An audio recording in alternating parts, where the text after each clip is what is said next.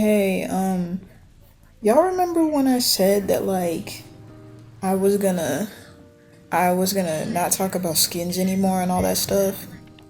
Now, when I say that, I don't mean oh, I'm not gonna talk about them in general because I'm done with that.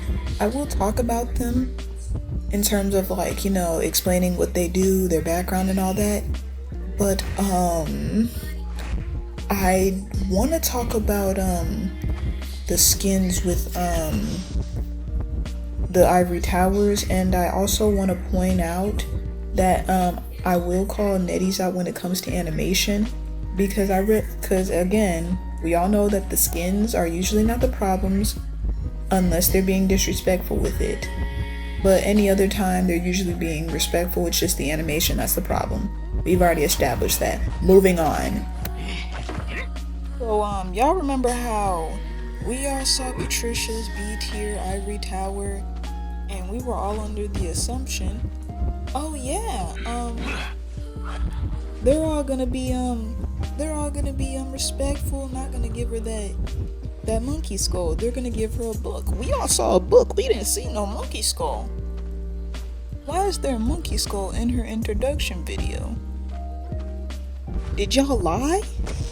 Y'all could change things up, get rid of that monkey skull. Netease, it's not that hard. Come on now.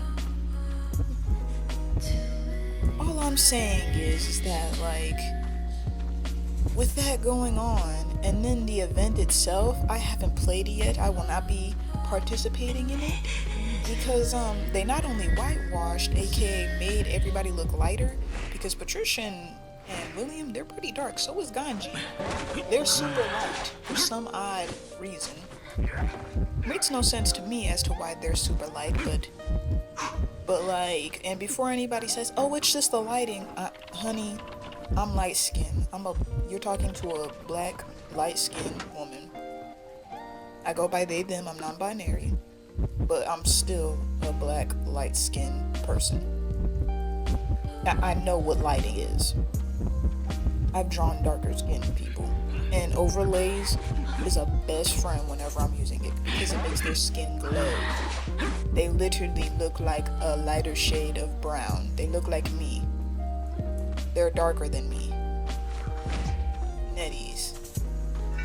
Y'all, and then the stereotypes. Y'all can't be out here having characters who have different shades of skin color and then just either stereotype them and or outright just make them these aggressive people, because that makes no sense. And don't get me wrong, people can be aggressive, but when you're representing that in media, especially when we already know that there's a problem with media as is when it comes to portraying people of color, black people, indigenous black people, people of color in general, they tend to add stereotypes with them. And it's crazy because I know this company has seen Western media. They've seen the media that the US displays of their own culture. It's weird, and it's genuinely I'm not even gonna defend the US because it's weird. Why are you displaying them in uncomfortable mannerisms? Why are you stereotyping them? It's the stereotypes is an endless loop of just double-edged swords. You're a minority and you're disrespecting another minority. You see how that makes no sense?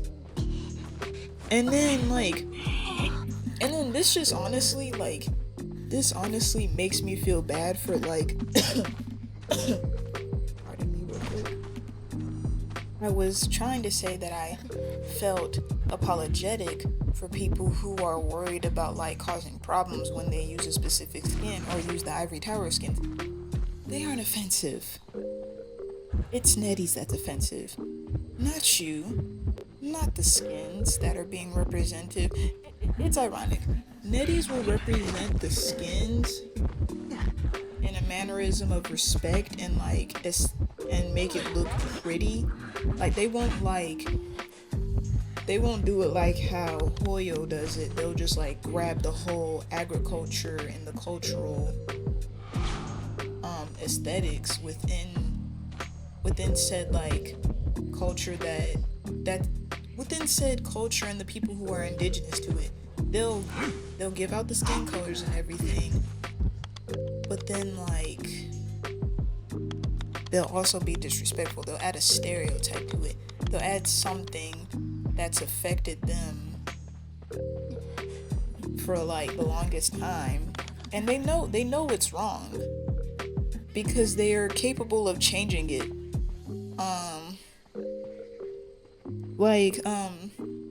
Patricia's S tier, it didn't have a monkey skull. Patricia's 3 A tiers, her logic pad skin, it was a stone of a woman's face. They could have used that for her skin from then on, but they didn't. And then her star deduction skin didn't have to be a monkey skull, it was a panther skull. And then her paparazzi for the Call of the Abyss, it was a camera.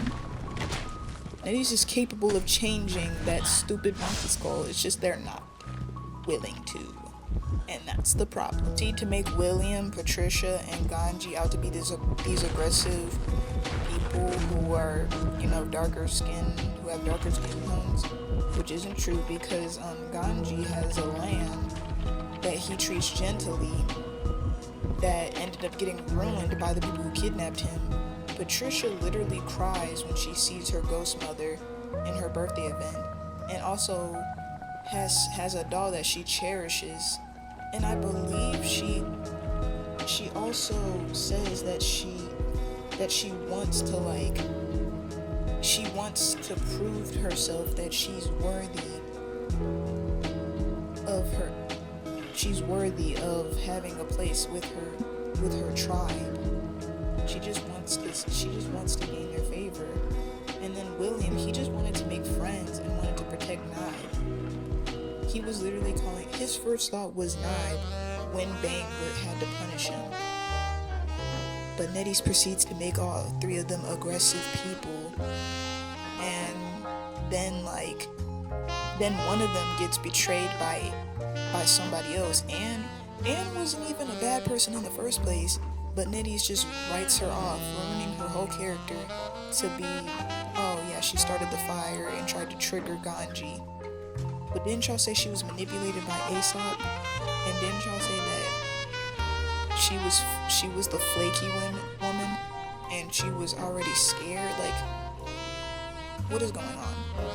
And then William was out here trying to befriend everybody and was scared that they were gonna off him. So all this lore about them, and then we go to this Ivory Tower event and they're just aggressive, and Netease proceeds to make them a shade lighter. Netease, y'all will get criticized until y'all do better. I'm just saying, do better. Now, I would like to give a shout out to a bunch of people that I will be reading off in my notes real quick. Let me grab them. I'd like to give a small shout out to Cypher Bay, Blueberry V, one of my mutuals. Cypher Bay is not my mutual, they are just somebody I really like to watch and look up to. And then another YouTuber named Zombie Cookie, 2 Z's up front. And I also want to give a shout out to Ganji because I really love their work. And I also want to give a shout out to Rose Petals, but the E, instead of the 2 E's for Rose and Petals, they're both C's. Clever. And I also want to give a shout out to Vera's husband. Y'all will be able to find that. It's Vera's _ husband. And I also want to give a shout out to this one person named Kaz Shay. It's basically, the Kaz is K-A-Z and then Shay X-I. If I am wrong, I apologize. I'm trying to be respectful. And then there's Kerr Bun. It's Kerr Bun Stuff. That's their ad, but their YouTube name is Kerr Bun. And I really think that name's cute and clever. And there's Flower Cane. Go check them out. They are amazing, and they make the most amazing intro edits, I swear. I am always impressed by their amazing... Oh no, my dog's barking. Hold on. I need to hurry up and continue talking. And I'd also like to give a shout out to, oh god. Hold up. Another shout out that I want to... Oh my goodness, the stutter. Another shout out I want to give to is Logan Plays IDV. And then there's also another person. I lost them for a moment. I'm surprised I found them again. But it was KFD Moby. And then there's this other person called Lunar Phoenix IDV. You guys should totally check them out. And then there's Magnetized. Go check them out as well. And then there's Margie IDV and Mayberry. I adore them so much. They're amazing. Oh, and also y'all should check out Memory. I will see y'all later. Goodbye.